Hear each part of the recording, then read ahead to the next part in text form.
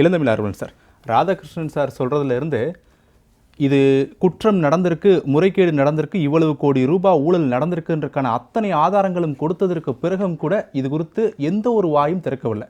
தேர்தல் இன்னும் சில மாதங்களில் தமிழகத்திற்கு அறிவிக்கப்பட போகிறது. இந்த நிலையில் டெல்லி வரைக்கும் கொண்டு போயிட்டாங்க இந்த பிரச்சனையை. டெல்லி கொண்டு போய் இது உடனடியாக இதுமாரி நடவடிக்கை எடுங்க, நாங்கள் வழக்கை தாக்கல் பண்ணுறோம், விசாரணையை தொடங்குங்கன்னு சொல்லியிருக்காங்க. உங்களுடைய பார்வை?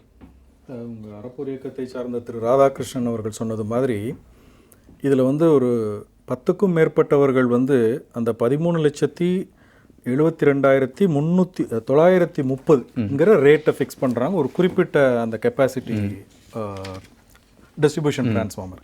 அவர் சொன்ன மாதிரி 25 kVA-லேருந்து 500 kVA வரைக்கும் நிறைய கெப்பாசிட்டி உள்ள விதவிதமான 30 வகையான டெண்டர் கொடுக்குறாங்க.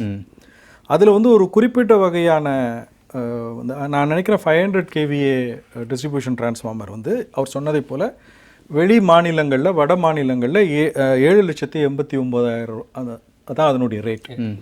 இவங்க ஃபைனலைஸ் பண்ணுறது 12,49,000 சொல்லி அது என்ன பண்ணுறாங்கன்னா, யூஸ்வலாக இந்த டிரான்ஸ்பரன்சி இன் டெண்டர்ஸ் ஆக்டில் என்ன சொல்கிறாங்க, தமிழ்நாடு டிரான்ஸ்பரன்சி இன் டெண்டர்ஸ் ஆக்டில் ஒருத்தர் தானே L1ன்னு இருக்க முடியும். லோவஸ்ட் பிட்டர் யார் அப்படின்னு கேட்கும்போது ஒருத்தர் தான் இருக்கணும்.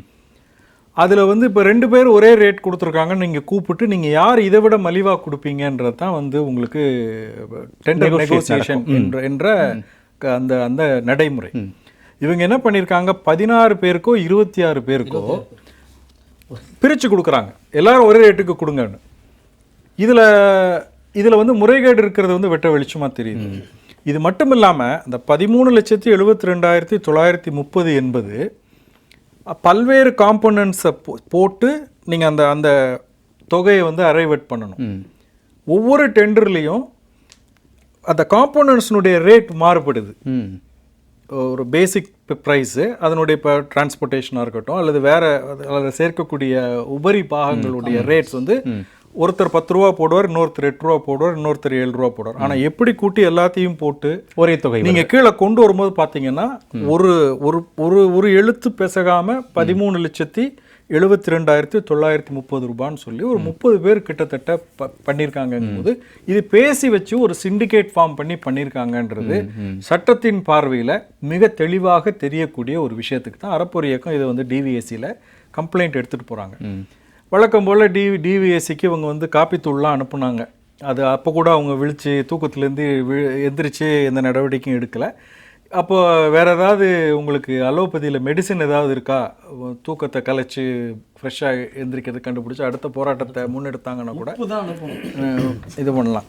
அவ்வளவு தூரம் மிக மோசமாக இந்த அரசாங்கம் இந்த டான்ஜெட்கோ விவகாரத்தில் மட்டும் செயல்படுகிறார்கள் என்பது மிக தெளிவாக சொல்லலாம். இன்னொரு விஷயம் என்னன்னு பார்த்தீங்கன்னா, இந்த டிபார்ட்மெண்ட் மட்டும் இல்லை, ரெஜிஸ்ட்ரேஷன் டிபார்ட்மெண்ட்டில் எவ்வளவு முறைகேடு நடக்குதுன்னு நமக்கு தெரியும். மைன்ஸ் அண்ட் மினரல்ஸ் எவ்வளோ தூரம் பிரச்சனை இருக்குன்னு தெரியும். டிரான்ஸ்போர்ட் டிபார்ட்மெண்ட்டில் என்னென்ன இருக்குங்கிறது தெரியும். இன்னும் டிரான்ஸ்போர்ட்லேயும் ரெஜிஸ்ட்ரேஷன் டிபார்ட்மெண்ட்லேயும் இப்போ டாஸ்மாகில் எடுத்ததை போல் இடிங்கிற அளவுக்கு வர வேண்டிய தேவை இருக்குது. ஏன்னா அத்தனை ஆயிரக்கணக்கான கோடி ரூபாய்கள், லட்சக்கணக்கான கோடி ரூபாய்கள் இந்த மொத்தத்தை சேர்க்கும்போது பல லட்சம் கோடி ரூபாய் அது மாறுவதற்கு அதில் நடந்திருக்கிற முறைகேடு, அரசுக்கு ஏற்பட்டிருக்கிற இழப்பு இருப்பதற்கான வாய்ப்பு இருக்குது என்கிற பொழுது இது எங்கே போகுது? இப்போ அரசு நீங்கள் பார்த்தீங்கன்னா பால் விலையிலிருந்து பஸ் கட்டணம், பிறகு வீட்டு வரி, தொழில் வரி என்று எல்லாமே அந்த ஏறுமுகத்தில் தான் இருக்குது. அப்போ இந்த தொகை எங்கே போகுது? நான் செலுத்துகின்ற வரி ஒரு சாமானியனாக மக்களுக்கு என்னவாக திருப்பி கிடைக்கிறது என்று பார்த்தோம்னா, என்னுடைய சாலையில் தெருவில் சாலை இல்லை, மேன்ஹோல் உடைக்கிறாங்க, போடுறாங்க. அதை டெக்னிக்கலாக பொறியியல் வல்லுநர்கள் போட்டாங்கன்னா அது எப்படி எவ்வளோ அளவுக்கு கட் பண்ணணும், எப்படி வைக்கணும், தரையோட தரையாக அது எப்படி இருக்கணுன்றதுக்கு டெக்னாலஜி இருக்குது, சயின்ஸ் இருக்குது. ஆனால் இவர்கள் அதை உடைப்பதும் உயரமாக போடுவதும், இப்போ மீண்டும் போடும்போது பள்ளமாக போடுவதும் என்று என்னுடைய தெருவில் கடந்த ஓராண்டு காலத்தில் இது வரைக்கும் 7 முறை மாற்றி போட்டிருக்காங்க. இன்னும் இது சமதளத்துக்கு வரல. அதே மாதிரி ஸ்டாம் வாட்டர் ட்ரெயின்னு சொல்லி ஒரு ஜல்லி மாதிரி ஒன்று போட்டாங்க. கம்ப்ளீட்டாக எல்லாமே உடஞ்சி போய் அதில் குப்பைகளாக போட்டு ஒரு சில இடங்களில் மட்டும் முழுக்க இரும்பில் போட்டிருக்காங்க. மற்ற இடத்துல வேற ஏதோ ஒரு மெட்டீரியலை போட்டு உள்ள ஸ்டீல் இது இருக்குது, ரீஎன்ஃபோர்ஸ்மெண்ட் இருக்குது, மேலே ஃபைபர் மாதிரி இருக்குது, கம்ப்ளீட்டாக அது உடஞ்சிருக்கு. அதை தாண்டி அது போய் சரியான கால்வாய்க்குள்ளே சேராமல் மேலுக்கு ஓட்டையை போட்டு அந்த ஜல்லியை மட்டும் போட்டிருக்கிற மாதிரி இப்படி முறைகேடுகளை அடுக்கிக் கொண்டே போகலாம். இது இப்போ இந்த டான்ஜெட்கோ பொறுத்தளவுக்கு பார்த்தீங்கன்னா இதில் இந்த போட்டி என்பது சார் சொன்ன மாதிரி வந்து இது கடைசியாக மக்களுக்கு வந்து நல்ல மலிவான விலையில் சேவை கிடைக்க வேண்டும் என்பது ஒரு நியதி என்றாலும் இந்த டான்ஜெட்கோ இந்த முறைகேடை பொறுத்த அளவுக்கு நீங்கள் அரசு கஜானாவில் சேர வேண்டிய பணத்தை வந்து நீங்கள் மடைமாற்றம் செய்திருக்கிறீங்க. எப்படி டாஸ்மாகில் வந்து 50% ஆஃப் த சேல்ஸ் வந்து எக்ஸைஸுக்குள்ளே வராமல் அந்த போலி ஸ்டிக்கரை ஒட்டி தான் அது வந்து அந்த கள்ளத்தனமாக நடத்தக்கூடிய பார்களில் இரவு நேரம் பூரா ஓடக்கூடிய ஸ்டிக்கர் இருக்கு, எக்ஸைஸ் ஸ்டிக்கர் இருக்கு, அதையும் வந்து விசாரிக்க வேண்டிய நிலையில தான் நாம இருக்கிறோம். இப்படி இந்த அரசாங்கத்தினுடைய முறைகேடுகளை அடுக்கிக் கொண்டே போகலாம். இதுல ஒன்று என்ன தெரிகிறது என்று சொன்னால், திமுக விளம்பர அரசாங்கத்திற்கு மக்களுக்கு சேவை செய்ய வேண்டும் என்கின்ற எந்த நோக்கமும் இல்லாமல் முழுக்க அவர்கள் வந்து அரசு திட்டங்களிலிருந்து பணத்தை மடைமாற்றி அதை கொள்ளையடிப்பது எப்படிங்கிறதுக்கு இந்த மொத்த சிஸ்டத்தையும் கரெக்ட் பண்ணி வைத்திருக்கிறார் என்பது வெட்ட வெளிச்சமாக தெரிகிறது. மக்களுக்கு சேவை செய்ய வேண்டும் என்கின்ற எண்ணம் துளி கூட இல்லைங்கிறது உங்களுக்கு அவங்களுடைய ஒவ்வொரு நாள் நடவடிக்கையிலையும் தெரியும். எந்த விதமான உருப்படியான அறிவிப்பும் கிடையாது. அதை தாட்டி தான் நீங்க அடுத்த தலைப்பு சொல்றீங்க. ஒவ்வொரு கிட்டத்தட்ட 10 கல்லூரிகளுக்கு வந்து 50 சீட்டுகள் இன்னும் இடங்கள் அதிகமாக வேணும் என்று சொல்லி அங்க இதுக்கு முந்தின ஆட்சியில தொடங்கப்பட்ட கல்லூரியில தான் இருக்குது அந்த இன்ஃப்ராஸ்ட்ரக்சர் டெஃபிஷியன்சி. அதுல தான் இருக்குது பேராசிரியர்கள் இல்லாத நிலை. 4 ஆண்டு காலத்தை முடிச்சுட்டு நாங்க 500 சொச்ச வாக்குறுதிகளை நிறைவேற்றி விட்டோம் என்று வாய் கூசாமல் பொய் சொல்லிக்கொண்டு இன்றைக்கு 500 சீட்டுகளுக்கு வழி இல்லாமல் இவங்க மாணவர்களை தள்ளுவதும், அதை விட்டு அதை மறைப்பதற்கு நீங்க நீட் தேர்வுக்கு நாங்க வந்து மசோதா போடுறோம் என்று சொல்லி இவங்கள் போடுகின்ற நாடகத்தை மக்கள் நன்றாக புரிந்து கொள்ள வேண்டும் என்பதுதான் நம்முடைய கோரிக்கை. சரி, இப்போ நம்ம 2 துறைகள் மீது நம்ம பேசிட்டு இருக்கோம் இல்லையா? ஆனா இந்த துறைகள் குறித்து கூட டிஎம்கேவோட 2021-24 மக்களவை மற்றும் சட்டமன்ற தேர்தலோட மேனிஃபெஸ்டோலாம் இது கொடுத்தது தான். புதிய மருத்துவக் கல்லூரிகளை நாங்கள் மத்திய அரசிலிருந்து அனுமதி வாங்கி தமிழகத்தில் உடனடியாக கொண்டு வருவோம் அப்படின்னு சொல்லியிருந்ததா இருக்கட்டும். தமிழக மின்துறை வந்து இன்னும் சீர்படுத்தப்பட்டு மாதத்துக்கு ஒரு முறை மின் கணக்கீடு செஞ்சு மக்களுடைய சுமையை நாங்கள் குறைப்போம் சொன்னதாக இருக்கட்டும். மக்கள் ஏற்கனவே வரி வருவாயில் உயர்ந்திருக்கக்கூடிய நிலையில் அதை குறைப்போம், நாங்கள் அதுக்கு நடவடிக்கை எடுப்போம், மக்கள் இன்னும் ஒரு நல்ல ஒரு சமூகத்தில் வாழ வைக்கிறதுக்காக நாங்கள் அத்தனை முயற்சிகளை எடுப்போம், இப்படியான எத்தனையோ சொல்லியிருந்தாங்க. ஆனால் ஒன்று கூட நிறைவேறலையே. உங்கள் கேள்வியிலே பதில் இருக்கேன், ஒன்று கூட நிறைவேறலை. இப்போ நீங்கள் வந்து மின்துறையில் மாதம் நாங்கள் அந்த மின்கட்டணை அளவீடு செய்வோம் அப்படின்னு சொன்னதை செய்யலையேன்னு கேட்குறீங்க. ஆனால் புதிய பேருந்துகள் வாங்கி விடுவோம், போக்குவரத்து தொழிலாளர்களுக்கு இருக்கக்கூடிய அந்த டெர்மினல் பெனிஃபிட்ஸ் கொடுக்கல, ரிட்டையர் ஆகி சும்மா வெறுங்கையை வீசிட்டு போகிறாங்க. கிட்டத்தட்ட எனக்கு ஒரு கணக்குப்படி 6000 பேர் அப்படி ஓய்வு பெற்றவர்கள் இறந்து போயிட்டாங்க. அவங்களுக்கு அந்த பணப்பயன் கிடைக்கவே இல்லை, இன்னும் போராடி கொண்டிருக்கு. சமீபத்தில் கூட போராட்டம் நடந்தது பல்லவ நிலத்தில். அரசு ஊழியர்கள் ஆசிரியர்கள் போராட்டம் நடக்குது. இப்போ போன சுற்றுல திரு ராதாகிருஷ்ணன் அவர்கள் சொன்ன போது கூட நாங்கள் போய் இந்த ரைட் டு சர்வீஸ் ஆக்ட் ஒரு டிராஃப்ட் போட்டு நாங்கள் எதிர்கட்சி தலைவராக இந்த போய் கொடுத்தோம் சொன்னாங்க. நீங்கள் இப்போ போய் கொடுத்து பாருங்க பார்ப்போம், கிட்டே போக முடியாது. இதே முதலமைச்சர் அரசு ஊழியர்கள் ஆசிரியர்கள் போராடும் போது இவரே பக்கத்தில் போய் உட்கார்ந்து நாங்கள் வந்தோடனே நாங்கள் செய்வோம்.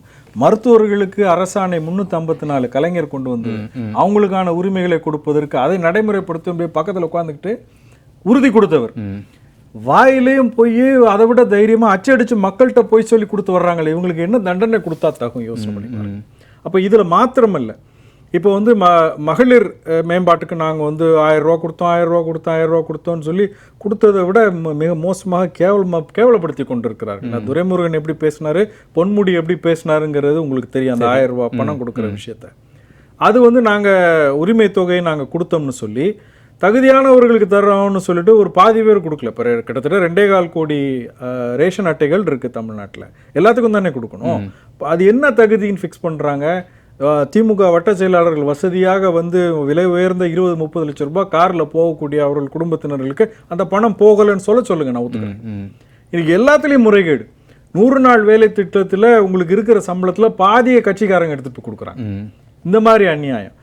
சட்டம் ஒழுங்கு எவ்வளவு சீர்கட்டு சந்தி சிரித்து கொண்டிருக்கிறது. இப்போ நிர்பயா நிதியில் குறிப்பாக அவங்க வந்து என்ன சொன்னாங்கன்னா, பேருந்துகளில் சிசிடிவி கேமரா வைங்கன்னு. ஆமாம், நீங்கள் ரொம்ப மாறுதட்டி காலரை தூக்கி விட்டு பீத்திக்கிறீங்களே, அந்த விடியல் பயணம்னு சொல்லி விடியாத பயணத்தை பெண்களை கேவலப்படுத்தக்கூடிய வேலையை கண்டக்டர் செய்யக்கூடிய விஷயங்களை எவ்வளோ பார்க்குறோம். குறைஞ்ச அந்த பஸ்லையாவது நீங்கள் வந்து மகளிர் மற்றவர்களோடு சேர்ந்து தானே பயணிக்கிறாங்க. அதில் அவங்களுக்கு மட்டும் கட்டணம் இலவசமே தவிர ஆண்களும் இதில் பயணிக்கிறாங்களே, அதுலேயாவது அவங்க பாதுகாப்பை உறுதி செய்கிறதுக்கு ஒரு சிசிடிவி கேமரா வைக்கணுன்ற அந்த கொஞ்சமாவது அந்த உணர்வு இருந்ததா? இவர் சொன்னதை போல் நம்ம டிவிஎஸ்சிக்கு காஃபி பவுடர் கொடுத்தது போக இனிமேல் வந்து உப்பு கொடுக்கணும்னு சொன்ன மாதிரி இப்போ முதலமைச்சருக்கும் அந்த அமைச்சரவைக்கும் கூட நம்ம வந்து உப்பு அனுப்பக்கூடிய ஒரு போராட்டத்தை மக்கள் முன்னெடுத்தாங்கன்னா நல்லா இருக்கும். எந்த வித வாக்குறுதியை நீங்கள் நிறைவேற்றினீர்கள்? என்னத்தை நிறைவேற்றினீங்க? அந்த பெட்டி போய் ஒரு எப்படி நீங்கள் இது அதாவது முதல் கோணல் முற்றும் கோணல் என்று சொல்வதை போல உங்கள் பிரச்சாரத்தை இந்த 2021 முன்னாடி கொரோனா அந்த கட்டுப்பாடுகள் ரிலாக்ஸேஷன் பண்ண உடனே இவங்க ஒரு ட்ராமா செட்டு மாதிரி போய் ஜமகாலம் விரிச்சு போய் நடத்தின கிராம சபையில் தொடங்கின அந்த ரோட் ஷோ நாடகம் தான் இனி வரைக்கும் நடந்துகிட்டு இருக்கு. ஜமகாலத்தை விரிச்சு குறிப்பிட்ட ஆட்களை வச்சு கேள்வி கேட்க சொல்லி ஒரு பதில் சொல்லி 100 நாள்ல நான் அந்த பெட்டியை திறப்பேன்னு சொன்னாரு. எத்தனை பெட்டி வச்சிருந்தீங்க, எத்தனை பூட்டு, எத்தனை சாவி, எங்க வச்சீங்க, எப்ப திறந்தீங்க, எப்ப முடிச்சீங்க, புள்ளி விவரம் கொடுக்க சொல்லுங்க முதலமைச்சர். எனவே நான் முத்தாய்ப்பாக முடிக்கிறதுக்கு என்ன கருத்து சொல்றேன் அப்படின்னா, சரியான எதிர்க்கட்சி தமிழ்நாட்டில் இல்லை என்பது மு.க. ஸ்டாலினுக்கு பெரிய அதிர்ஷ்டமாய் போச்சு இந்த தடவை.